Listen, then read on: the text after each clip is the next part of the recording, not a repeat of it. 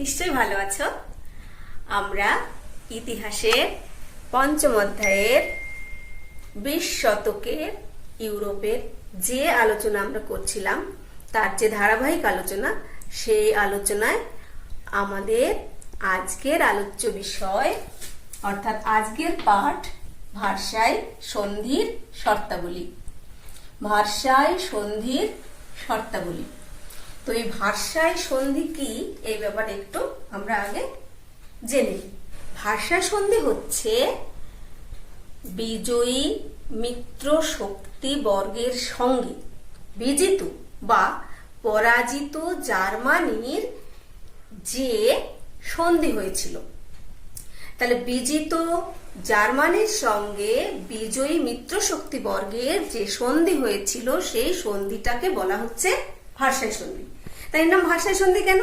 Versailles সন্ধি এই জন্যে যে এই সন্ধিটা ভার্সাই নামক একটা প্রাসাদে বসে স্বাক্ষরিত হয়, সেই জন্যে এর নাম ভার্সাই সন্ধি। তো ভার্সাই কি? ভার্সাই হচ্ছে ফ্রান্সের যে পূর্ব রাজবংশ ছিল সেই পূর্ব রাজাদের প্রাসাদ।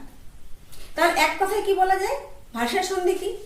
এক কথায় বলতে পারি যে বিজিত জার্মানির সঙ্গে বিজয়ী অর্থাৎ জয়ী মিত্র শক্তিবর্গের যে সন্ধি ভার্সাই নামক রাজপ্রাসাদে স্বাক্ষরিত হয়েছিল 1919 সালের 28শে জুন, 1919 সালের 28শে জুন, সেই সন্ধিটাকে বলা হচ্ছে ভার্সাই সন্ধি। কেমন? তাহলে এই ভার্সাই সন্ধি সম্পর্কে আজকে আমাদের আলোচনা হবে। তাহলে এসো আমরা দেখি যে ভার্সাই সন্ধি তৈরির, ভার্সাই সন্ধিটা যে হলো সেইটার উদ্দেশ্যটা কি। ভার্সাই সন্ধির যে উদ্দেশ্য অর্থাৎ ভার্সাই সন্ধি স্বাক্ষরিত করার পূর্বে বিজয়ী মিত্রশক্তিবর্গ কি উদ্দেশ্য নিয়ে ভার্সাই সন্ধির চুক্তিপত্র রচনা করেছিলেন? তাদের উদ্দেশ্য ছিল ইউরোপকে ভবিষ্যতের জার্মানির আক্রমণের হাত থেকে রক্ষা করা এবং ইউরোপের মানচিত্রের পুনর্গঠন। ভবিষ্যতে ইউরোপকে জার্মান আক্রমণের হাত থেকে রক্ষা করা অর্থাৎ ইউরোপের শান্তি ও নিরাপত্তা সুনিশ্চিত করা, এই উদ্দেশ্য বা এই লক্ষ্য নিয়ে মিত্র শক্তিবর্গ জার্মানির বিরুদ্ধে এই ভার্সাই সন্ধি চুক্তিপত্র রচনা করেছিল। এবার এসো আমরা দেখি যে ভার্সাই সন্ধির শর্তাবলী কিভাবে আলোচনা করা যায়। তো ভার্সাই সন্ধির শর্তাবলীকে আমরা দুটো ভাগে ভাগ করে নিয়েছি, আরো ভাগ করা যায়, কিন্তু যেহেতু তোমরা ক্লাস 9 অর্থাৎ নবম শ্রেণীতে খুব বেশি বড় করে দেওয়া নেই, সেই জন্য এখানে আমরা এইভাবে আলোচনা করছি। দেখো এইটুকু আমি দুটো ভাগে ভাগ করেছি, তোমাদের বইতে শুধু একটাই আছে, তবু আমি এইটা আলাদা ওখান থেকে আলাদা করে নিয়েছি সুবিধার জন্য। যে একটা হচ্ছে সামরিক দিক, একটা সামরিক দিক আর একটা হচ্ছে আর্থিক দিক। তাহলে ভার্সাই সন্ধির যে চুক্তিপত্র সেই চুক্তিপত্রের দুটো দিক, একটা হচ্ছে সামরিক দিক আর একটা হচ্ছে আর্থিক দিক। এই ভার্সাই সন্ধির যে চুক্তিপত্র সেই চুক্তিপত্রে আমরা দেখতে পাচ্ছি যে সামরিক ক্ষেত্রে যে শর্তাবলী জার্মানির উপরে আরোপ করা হয়েছিল সেগুলো হচ্ছে সেনাবাহিনী ভেঙে দিতে হবে। জার্মানির যে বিশাল সেনাবাহিনী ছিল, নৌবাহিনী ছিল, স্থলবাহিনী ছিল এবং বিমান বাহিনী ছিল, সেই সমস্ত সেনাবাহিনী তাকে ভেঙে দিতে হবে। সমস্ত সেনাবাহিনী ভেঙে দিয়ে মাত্র 1 লক্ষ সেনাবাহিনী তাকে রাখতে হবে। এবং সেই 1 লক্ষ সেনাবাহিনী কি করবে? 1 লক্ষ সেনাবাহিনী তারা শুধু জার্মানির অভ্যন্তরে শান্তি শৃঙ্খলা বজায় রাখবে আর জার্মানির যে বর্ডার রয়েছে, সীমান্ত রয়েছে, সেই সীমান্ত পাহারা দেবে। কেমন? তারপরে হচ্ছে জার্মানিতে তোমরা জানো এর আগের যে ক্লাসগুলো হয়েছে সেখানে তোমরা দেখেছো যে জার্মানির একটা বাধ্যতামূলক সামরিক শিক্ষা ছিল, সেই বাধ্যতামূলক সামরিক শিক্ষা বাতিল পুরোপুরি, অর্থাৎ আর কাউকেই বাধ্যতামূলক সামরিক শিক্ষা দেওয়া যাবে না। জার্মানির যে যুদ্ধ জাহাজগুলি ছিল সেই যুদ্ধ জাহাজগুলি সব ইংল্যান্ডকে দিয়ে দিতে হবে। জার্মানির সমস্ত দুর্গ ভেঙে ফেলা হবে। জার্মানিতে কোনো অস্ত্র নির্মাণ করা যাবে না, অর্থাৎ অস্ত্র তৈরির কারখানা জার্মানিতে থাকবে না। তাহলে সেনাবাহিনী ভেঙে দিতে হবে, সামরিক শিক্ষা বাতিল করতে হবে, যুদ্ধজাহাজ ইংল্যান্ডকে দিয়ে দিতে হবে, দুর্গ ভেঙে দিতে হবে, অস্ত্র নির্মাণ বন্ধ করতে হবে। এইভাবে দেখা যাচ্ছে যে জার্মানিকে সামরিক দিক দিয়ে একেবারে দুর্বল করে দেওয়া হচ্ছে, যাতে ভবিষ্যতে জার্মানি আবার শক্তিশালী হয়ে উঠে মাথাচাড়া দিয়ে ইউরোপের শান্তি বিঘ্নিত করতে না পারে। ভার্সাই সন্ধিপত্রে, ভার্সাই চুক্তিপত্রে জার্মানিকে এইভাবে সামরিক দিক দিয়ে দুর্বল করে দেওয়া হয়েছিল ভবিষ্যৎ শান্তি সুনিশ্চিত করার জন্য। কেমন? এবারে এসো আমরা আর্থিক দিকটা দেখি। আর্থিক দিক দিয়ে, এই যে আর্থিক দিক দিয়ে জার্মানিকে কিভাবে ভার্সাই সন্ধির শর্তাবলীর মাধ্যমে জার্মানির অর্থনীতিকে একেবারে পঙ্গু করে দেওয়া হয়েছিল। দেখো, যুদ্ধ বাঁধানোর জন্য এই যে ভার্সাই সন্ধির শর্তাবলী বা ভার্সাই সন্ধির যে চুক্তিপত্র, সেই চুক্তিপত্রটা ছিল 230 পৃষ্ঠার, 230 পৃষ্ঠার চুক্তিপত্র। তাতে 15টি অধ্যায় ছিল, 15টি অধ্যায়, আর 440টি ধারা। এই 440টি ধারার মধ্যে 231তম যে ধারা, সেই ধারাতে 231তম যে ধারা, সেই ধারাতে জার্মানিকে ক্ষতিপূরণ দিতে বলা হয়েছিল। জার্মানিকে যুদ্ধ অপরাধী বলে প্রমাণ করে, অর্থাৎ এই প্রথম বিশ্বযুদ্ধ বাঁধানোর জন্য জার্মানি দায়ী। জার্মানি এই যুদ্ধ চেয়েছিল, বাঁধাতে চেয়েছিল এবং যুদ্ধ বাঁধানোর ব্যবস্থাও করেছিল এবং যুদ্ধ বাঁধিয়েছিল। এইভাবে জার্মানিকে যুদ্ধ অপরাধী প্রমাণ করে বলা হলো 231 নম্বর ধারাতে যে জার্মানি তুমি যুদ্ধ বাঁধিয়েছ, সুতরাং এই যুদ্ধের জন্য তুমি যুদ্ধ অপরাধী, তুমি দোষী, তোমাকে এই যুদ্ধ বাঁধানোর জন্য যুদ্ধের খরচ যা হয়েছে তোমাকে ক্ষতিপূরণ দিতে হবে। তাহলে জার্মানিকে যুদ্ধ অপরাধী বলে বিবেচনা করে তাকে যুদ্ধের এই খরচ মেটানোর জন্য, অর্থাৎ ক্ষতিপূরণের জন্য তাকে দায়ী করা হলো এবং তাকে ক্ষতিপূরণ করতে বাধ্য করা হলো। কত ক্ষতিপূরণ? আর্থিক ক্ষতিপূরণ 660 কোটি পাউন্ড। তাহলে যুদ্ধে পরাজিত জার্মানি মিত্রশক্তিকে 660 কোটি পাউন্ড ক্ষতিপূরণ বাবদ দেবে। কেমন? বিশাল একটা ক্ষতিপূরণের বোঝা। তারপরে এটা 1 নম্বর, এটাকে আমরা 1 নম্বর লিখি। 1, 2, জার্মানির যে সমস্ত বড় বড় বাণিজ্য পথ ছিল, জার্মানির যত বড় বড় বাণিজ্য পথ ছিল সমস্তগুলো তাকে ফ্রান্সকে দিয়ে দিতে হবে, একেবারেই দিয়ে দিতে হবে। অর্থাৎ জার্মানির বড় বাণিজ্য পথ সমস্তগুলো কে পাবে? ফ্রান্স পাবে। দেখো, 3, কয়লা, কাঠ, লোহা, রবার। কয়লা, কাঠ, লোহা, রবার 10 বছর ধরে, আগামী 10 বছর ধরে, অর্থাৎ এই সন্ধি হচ্ছে 1919 জানুয়ারিতে। তাহলে এই 1919 জানুয়ারি থেকে আগামী 10 বছর ধরে কত হবে? 1929 হবে। তাহলে আগামী 10 বছর ধরে কয়লা, কাঠ, লোহা, রবার এই সমস্ত খনিজ পদার্থ সে খুব কম দামে মিত্র পক্ষের কাকে কাকে দেবে? বেলজিয়ামকে দেবে, ফ্রান্সকে দেবে, লুক্সেমবার্গকে দেবে, ইতালিকে দেবে। তাহলে তার কয়লা, কাঠ, লোহা, রবার আগামী 10 বছর ধরে খুব কম দামে বেলজিয়ামকে, ফ্রান্সকে, লুক্সেমবার্গকে, ইতালিকে সে সরবরাহ করতে বাধ্য থাকবে, অন্য কাউকে সে দিতে পারবে না। 4 দেখো, খনি। তার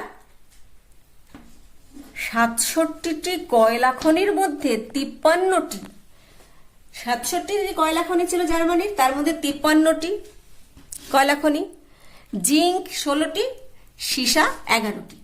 এই সমস্ত খনিগুলি সে মিত্র শক্তির কাছে দিয়ে দেবে, মিত্র শক্তিকে দিতে বাধ্য থাকবে। বাজার, জার্মানির বাজার, জার্মানিতে যে বাজার ছিল অর্থাৎ পণ্যদ্রব্য ক্রয় বিক্রয়ের জন্য যে বাজার, অর্থাৎ জার্মানিকে মিত্রশক্তি বর্গ তাদের উৎপাদিত পণ্য বিক্রির জন্য বাজার হিসেবে ব্যবহার করবে, সেই ক্ষেত্রে অগ্রাধিকার দিতে হবে। অর্থাৎ অন্য দেশের জিনিসপত্র বিক্রি করার থেকেও মিত্র শক্তিবর্গ এবং তার যে সহযোগী দেশ তারাই জার্মানিতে পণ্যদ্রব্য, তাদের নিজের দেশের পণ্যদ্রব্য বিক্রি করার ব্যাপারে অগ্রাধিকার পাবে। অর্থাৎ জার্মানিকে তারা নিজেদের বাজার হিসেবে ব্যবহার করবে, জার্মানি সেটা মেনে নেবে। 6, জার্মানির যে সমস্ত নদীগুলি ছিল, নদীপথ, খুব বড় বড় নদী, যে নদীগুলোর মধ্যে দিয়ে ব্যবসা বাণিজ্য হয়, সেই নদী যেমন দেখো রাইন, দানিউব, ওডার, এলবা, নিয়েসেন। তাহলে রাইন, দানিউব, ওডার, এলবা, নিয়েসেন এই নদীগুলি সব আন্তর্জাতিক হয়ে যাবে। আন্তর্জাতিক মানে ওই নদীগুলিকে জার্মানি ছাড়াও মিত্র শক্তির সহযোগী দেশ এবং সবাই ওই নদীগুলিকে ব্যবহার করতে পারবে। নদীগুলির উপর জার্মানির নিজস্ব কোনো নিয়ন্ত্রণ থাকবে না। কেমন? সেই সঙ্গে একটা খাল, তার নাম হচ্ছে কিল ক্যানাল। কিল ক্যানাল, সেটাও কিল ক্যানালটা সেটাও আন্তর্জাতিক হয়ে যাবে, অর্থাৎ সেটাও মিত্র শক্তিবর্গ সবাই নিজেদের মতো ব্যবহার করতে পারবে, তার উপরে জার্মানির কোনো নিজস্ব অধিকার থাকবে না। দেখো 8, রেল ইঞ্জিন, 5000 রেল ইঞ্জিন আর 1,50,000 মোটর গাড়ি, অর্থাৎ 5000 রেল ইঞ্জিন আর 1.5 লক্ষ মোটর গাড়ি মিত্র শক্তিকে দিতে বাধ্য থাকবে। তাহলে জার্মানি 5000 রেল ইঞ্জিন দেবে মিত্র শক্তিকে আর 1.5 লক্ষ মোটর গাড়ি দেবে মিত্র শক্তিকে, এমনি দেবে। 10, সার অঞ্চল। সার অঞ্চল কি? জার্মানির একটা অত্যন্ত খনিজ সমৃদ্ধ উপত্যকা। এই সার উপত্যকা বা সার অঞ্চল যেহেতু খনিজ সমৃদ্ধ, সেহেতু এটা আন্তর্জাতিক নিয়ন্ত্রণের অধীনে যাবে। কেন? যুদ্ধের সময় জার্মানি ফ্রান্সের কয়লা খনিগুলি নষ্ট করেছিল, ধ্বংস করেছিল, সুতরাং এই সার অঞ্চল আন্তর্জাতিক নিয়ন্ত্রণের অধীনে যাবে। এবং সে আন্তর্জাতিক সংস্থা ঠিক করলো যে আগামী 15 বছরের জন্য ফ্রান্সের অধীনে থাকবে। 15 বছরের জন্য সে আন্তর্জাতিক সংস্থা যাদের হাতে সার অঞ্চলটা দেওয়া হয়েছিল, তারা ঠিক করলো যেহেতু যুদ্ধের সময় জার্মানি ফ্রান্সের কয়লা খনিগুলি ধ্বংস করেছিল, সেই জন্য ওই সার অঞ্চল আগামী 15 বছর ধরে কার হাতে থাকবে? ফ্রান্সের হাতে থাকবে। এবং এখানেই শেষ নয়, ওই 15 বছর পর ওই অঞ্চলের লোকেদের থেকে গণভোট নেওয়া হবে এবং সেই গণভোটের মাধ্যমে ঠিক করা হবে যে ওই সার উপত্যকা বা সার অঞ্চলের লোকেরা কি জার্মানির সঙ্গে থাকতে চায় না ফ্রান্সের সঙ্গে থাকতে চায়। তখন সেখানকার জনগণ গণভোটের মাধ্যমে যেদিকে যেতে চাইবে ওই অঞ্চল তাদের দেশের মধ্যে অন্তর্ভুক্ত হবে। কেমন?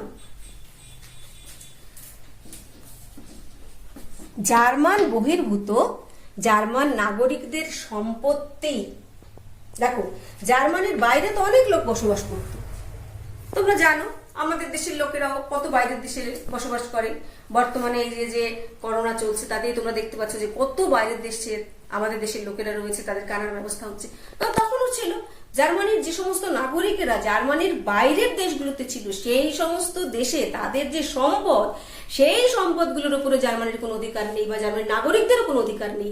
সেই দেশে জার্মান নাগরিকদের সম্পদগুলো কি হবে? মিত্র শক্তি সেগুলোকে বাজেয়াপ্ত করতে পারবে। অর্থাৎ জার্মান বহির্ভূত জার্মান নাগরিকদের সম্পত্তি মিত্র শক্তি বাজেয়াপ্ত করতে পারবে। আবার জার্মানির সব সম্পদ ও বিশেষ অধিকার, যে সমস্ত উপনিবেশ জার্মানি দখল করেছিল, সেই সমস্ত উপনিবেশে জার্মানির যে সম্পদ ছিল এবং তাদের যে বিশেষ অধিকার ছিল, সেই সমস্ত অধিকার, সেই সমস্ত সম্পদ তারা ছেড়ে দেবে। বিশেষ করে কোথায় কোথায় দেখো, শ্যাম, শ্যাম একটা দেশের নাম, শ্যাম দেশ, মিশর, মরক্কো, তুরস্ক, বুলগেরিয়া, সাইবেরিয়া, শ্যাম, মিশর, মরক্কো, তুরস্ক, বুলগেরিয়া, এই সমস্ত জায়গায় জার্মানির যে সম্পদ ছিল ও বিশেষ অধিকার ছিল, সেইগুলি কি করবে? জার্মানি পুরোপুরি ত্যাগ করবে। কেমন? এছাড়া আরো একটি, সেটা হচ্ছে যুদ্ধের সময় বেলজিয়াম যে ঋণ নিয়েছিল, তাহলে যুদ্ধকালীন বেলজিয়ামের গৃহীত ঋণের পুরোটাই জার্মানিকে পরিশোধ করে দিতে হবে। বুঝতেই পারছো এই তালিকা দেখে যে এইরকম একটা আর্থিক শর্ত জার্মানির উপরে আরোপ করা হয়েছে এবং এর দ্বারা জার্মান অর্থনীতিকে পুরোপুরি টোটালি একেবারে পঙ্গু করে দেওয়া হচ্ছে জার্মান অর্থনীতিকে। তাহলে এই যে জার্মান অর্থনীতিকে পঙ্গু করে দেওয়া হলো, তার উপরে একটা বিশাল ক্ষতিপূরণের বোঝা চাপানো হলো। তাহলে যুদ্ধে তো জার্মানিও ক্ষতিগ্রস্ত হয়েছিল। যুদ্ধ যখন হয় তখন যারা পরাজিত হয় তারাও যেমন ক্ষতিগ্রস্ত হয়, যারা জয়ী হয় তারাও ক্ষতিগ্রস্ত হয়, উভয় পক্ষই ক্ষতিগ্রস্ত হয়। অথচ যারা পরাজিত হয় তাদের সঙ্গে এই রকম একটা ব্যবহার করা হয়। এই যে পরাজিত শক্তি জার্মানি, তাকে এইরকম একটা আর্থিক ক্ষতিপূরণের বোঝা তার মাথা চাপিয়ে দেওয়া হলো, তার অর্থনীতিকে পঙ্গি করে দেওয়া হলো। কেন কি? সে যাতে ভবিষ্যতে আবার শক্তি সঞ্চয় করে ইউরোপের শান্তি নিরাপত্তা বিঘ্নিত করতে না পারে। তাহলে সত্যি কি তাই? এসো আমরা এবার একটু এর সমালোচনার দিকটা আলোচনা করি। অর্থাৎ এই ভার্সাই সন্ধি বহু আলোচিত, বহু বিতর্কিত, আজও ভার্সাই সন্ধি নিয়ে বিতর্ক হয়ে চলেছে পক্ষে বিপক্ষে। আমরা একটু দেখি যে এই ভার্সাই সন্ধি সম্পর্কে পরবর্তীকালে, অর্থাৎ সন্ধি স্বাক্ষরিত হওয়ার সময় থেকে পরবর্তীকালে কে কি বলেছেন, কোন ঐতিহাসিকরা কি বলেছেন, সে সম্পর্কে আমরা একটু আলোচনা করে নিই। তো আমরা প্রথমেই দেখি ভার্সাই সন্ধি যখন স্বাক্ষরিত হচ্ছে সেই সময় থেকে আমাদের যেতে হবে। সেটা আমরা কিভাবে দেখব? দেখো, জার্মানি যুদ্ধে হেরে গেছে, জার্মানি মিত্র শক্তির চোখে যুদ্ধ অপরাধী, অর্থাৎ যুদ্ধবন্দী। তাহলে যুদ্ধ অপরাধী বা যুদ্ধবন্দী হিসেবে জার্মানিকে ওই যে সভাকক্ষ যেখানে সন্ধিপত্র সই হবে সেইখানে আনা হয়েছিল প্রহরীর দ্বারা পরিবেষ্টিত হয়ে। অর্থাৎ যুদ্ধবন্দী হিসেবে চারিদিকে প্রহরী পরিবেষ্টিত করে জার্মান প্রতিনিধিবর্গকে ওই সভাকক্ষে চুক্তিপত্রে সই করার জন্য আনা হয়েছিল। ঠিক যুদ্ধবন্দীদের সঙ্গে যেরকম ব্যবহার করা হয় একদম সেই রকম। এবং সেখানে ওই 230 পাতার 15 অধ্যায় বিভক্ত 440টি ধারা সম্বলিত যে চুক্তিপত্র, সেইটা তাদের সামনে দিয়ে বেয়োনটের নল ঠেকিয়ে, বেয়োনট কি? বন্দুক, সে বন্দুকের নল এখানে প্রতিনিধিদের ঠেকিয়ে বলা হয়েছে সই করো। তাদের কোনো আপত্তি গ্রাহ্য হয়নি এবং ব্রিটিশ প্রধানমন্ত্রী লয়েড জর্জ তাদেরকে হুমকি দিয়ে বলেছেন যে শহীদের রক্তে লেখা এই চুক্তিপত্রে হয় এখানে বসে সই করো, আর এখানে বসে যদি সই না করো তাহলে খোদ তোমাদের দেশের রাজধানী বার্লিন সেখানে নিয়ে গিয়ে সেখানে বসে তোমাদেরটা সই করতে হবে। অর্থাৎ জার্মান প্রতিনিধিবর্গের ওখানে বসে সই করা ছাড়া কোনো গত্যান্তর ছিল না, কোনো উপায় ছিল না, কোনো বিকল্প পথ তাদের সামনে খোলা ছিল না। তারা বাধ্য হয়েছে সই করতে নিজেদের ইচ্ছার বিরুদ্ধে। আর এই চুক্তিপত্রকে বলা হয়েছিল পরবর্তী 3 সপ্তাহের মধ্যে জার্মান মন্ত্রিসভার দ্বারা এটাকে অনুমোদন করাতে হবে, অর্থাৎ পাশ করাতে হবে। এতটাই কঠোর, এতটাই বাধ্যতামূলক পরিস্থিতির মধ্যে জার্মান প্রতিনিধিরা এই চুক্তিপত্রে সই করেছিলেন। অর্থাৎ একটা কড়াকড়ি, একটা কঠোরতা, একটা চরম অবস্থা, যেটা তাদের মেনে নেওয়া ছাড়া উপায় ছিল না, অর্থাৎ জোর করে। কেমন? তো সেই অবস্থা, এটাকে কেউ বলেছেন দাসত্বের শৃঙ্খল, এই চুক্তিপত্রকে বলা হচ্ছে দাসত্বের শৃঙ্খল। একজন বলেছেন মৃত্যুর পরিকল্পনা, ডেথ প্ল্যান। সেই সময়কার জার্মানির চ্যান্সেলর ফিলিপ শিডম্যান তিনি বলেছেন যে এই ভাষায় চুক্তিপত্র ছিল মৃত্যুর পরিকল্পনা। প্রতিবাদ করে তিনি পদত্যাগ করেন। জার্মান ঐতিহাসিকরা এই চুক্তিপত্রকে বলেছে একতরফা ও জবরদস্তিমূলক সন্ধি। একতরফা কেন? জার্মানিকে কোনো কথা বলতে দেওয়া হয়নি, তাদের কোনো মতামত নেওয়া হয়নি, তাই একতরফা।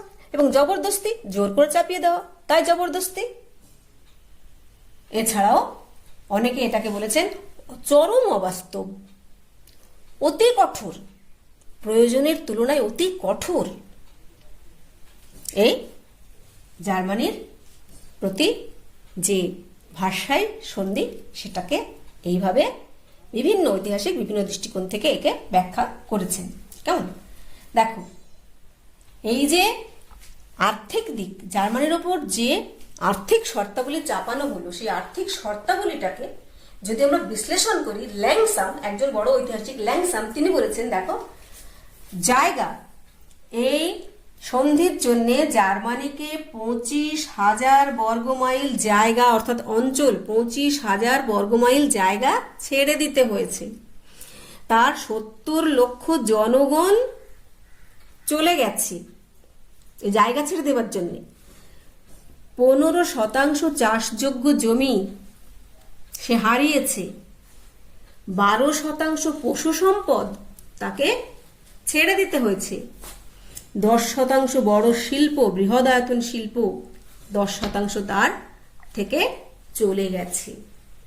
তার দেশে যে কয়লা উৎপাদিত হতো, সেই কয়লার 40% কয়লা তাকে দিয়ে দিতে হচ্ছে। 65% লোহা তাকে ছেড়ে দিতে হচ্ছে। রবারের প্রায় সবটা মিত্রপক্ষের দখলে চলে গেছে। প্রায় সব নদীগুলি আন্তর্জাতিক দখলে। খনিজ সমৃদ্ধ সার অঞ্চল হাতছাড়া হয়েছে আগামী 15 বছরের জন্য। সেটা ভবিষ্যতে ফিরে আসবে কিনা গণভোটের মাধ্যমে ঠিক হবে। এতেও তাদের শান্তি হয়নি। ক্ষতিপূরণ বাবদ $660 কোটি পাউন্ড, ক্ষতিপূরণ বাবদ 660 কোটি পাউন্ড, সেটাকে বিলিয়ন হিসেবে ধরলে হয় 5 বিলিয়ন ক্ষতিপূরণের বোঝা তার উপরে চাপানো হয়েছে।